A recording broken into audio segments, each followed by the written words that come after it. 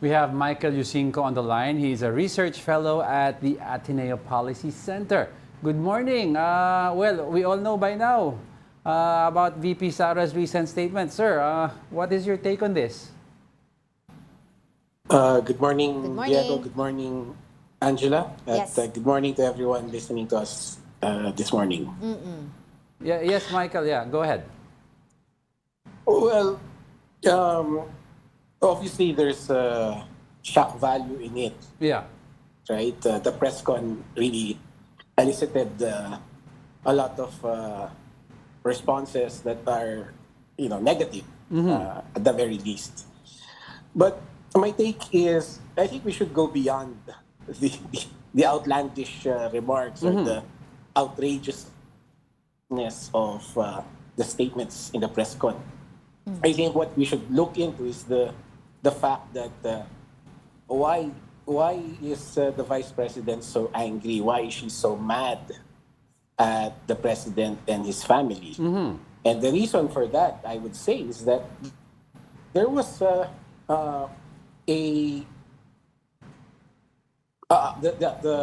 transaction that they made Yes, that's right. in 2022. One party reneged on the agreement, right? One party set aside the agreement, and one party is now complaining about it. So, for us, civil society, specifically for voters, what we're seeing is two political dynasties coming to an agreement, and then basically fooling their supporters. Telling their supporters that they stand for unity and that they should be voted That's right. as a united team. They even called their alliance as Uniteam, right? But as it turns out, that's a lie, or that was a lie. Right. They weren't friends. They weren't united at all But Michael, from the very beginning. I'd like to ask now, before I give it to Angel, I'd like to ask, why are so many people shocked about the statements of VP Sara and saying hindi siya parang daddy niya, when in fact, si PRRD did the same thing but against the Pope, against God no less, and against former President Barack Obama? No, that's a good question, Diego. And I would say everybody, and when I say everybody, I mean every politician now who has interest in the 2025 elections, they are capitalizing on this issue. For good reason, no? Because they get free publicity. For one thing, we're now talking about it. So they probably just look at the press con as par for the course, no? For the Dutertes, because that's their style. They make outlandish remarks to elicit, responses like what we're getting now. But ultimately, this is all about, sabi ng anak ni Senator Amy, di ba? This is all about politics. Yes. That's right. Oo. It's good that you mentioned that na talagang ganyan yung brand ng Duterte. Pero I was wondering nga kung may ano po yung basa nyo dito, na may possibility ba na ito lang this is how they change the narrative? Because this press con was done right after na merong mga questions about yung dun sa mga budget hearings, yung paano niya ginasta, yung budget ng Office of the Vice President, and ganun din sa Department of Education. I don't know about that, no, na yung parang diversionary tactic, no, kasi if that was the intent, then they're not achieving what was the intended plan, no. Kasi pinag-uusapan pa rin ngayon yung mga nangyari under her watch as DepEd Secretary.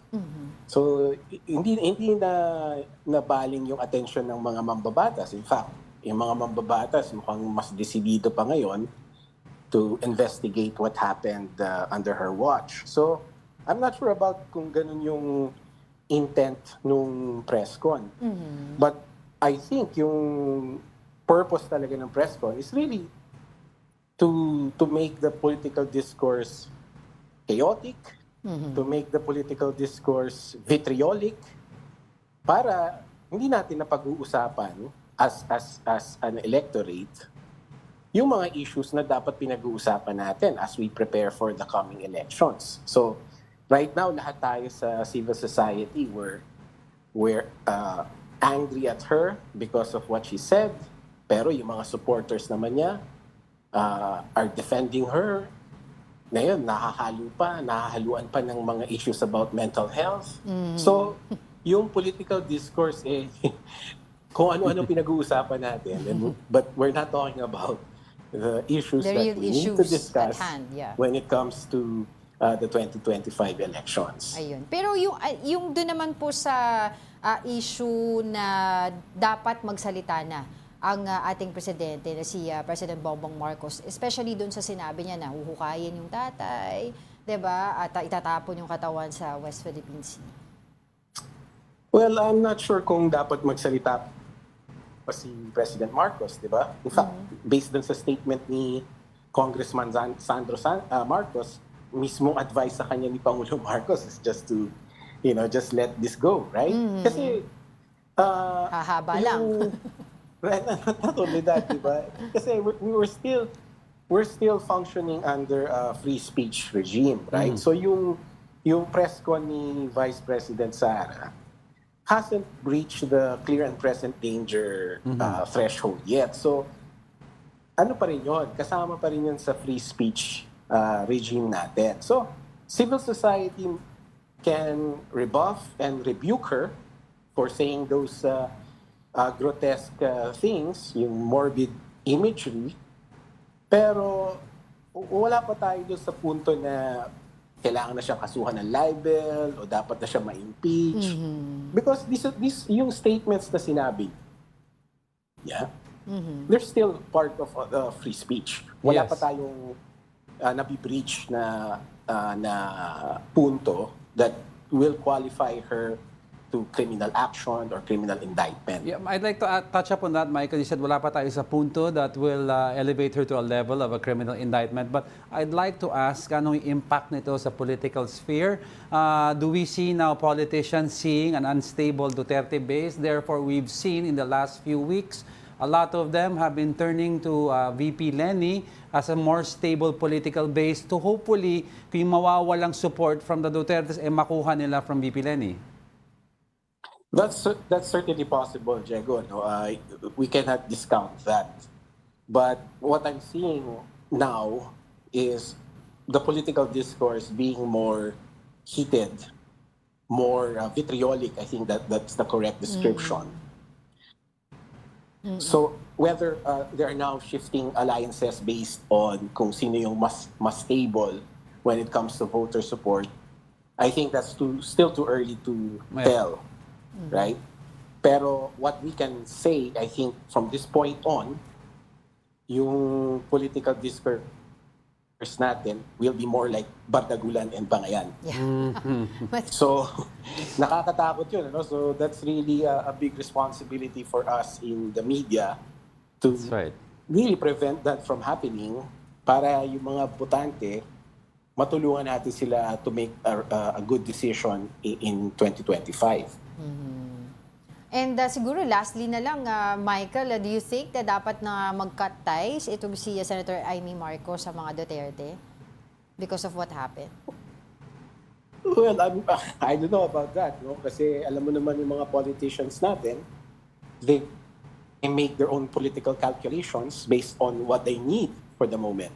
Right. So, just coming from the position of Senator Amy, maybe that's a good idea because she's part of the administration anyway, being the sister of the president.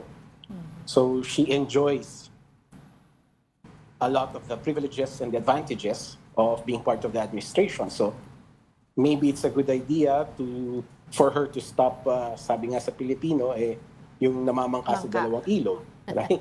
baka dapat na siyang mamili ng, bumalik na siya dun sa original base niya. But that's for her. That's up to her. No? That's for her to decide based on her own political calculations. Right. But actually, kaya nga daw po siya, she decided to run independently. Hindi siya sumali dun sa slate ng administration of today because nga daw nasasabihan siya ng ganyan. Yeah. Namamangka sa dalawang ilog. Pero ano lang naman yun, that's lip service because she bears the same surname, she's part of the administration, so kahit na sabihin niya ang quote-unquote independent siya, she will still enjoy the benefits and the privileges of being part of the administration. So, still, yung ganung mga claims na kunwari Right. independent siya, that doesn't really hold any water at all in the real world. All right. On that note, thank you so much for joining us today, Michael Yusingco, a research fellow at the Ateneo Policy Center. Thank you. Thank you very much.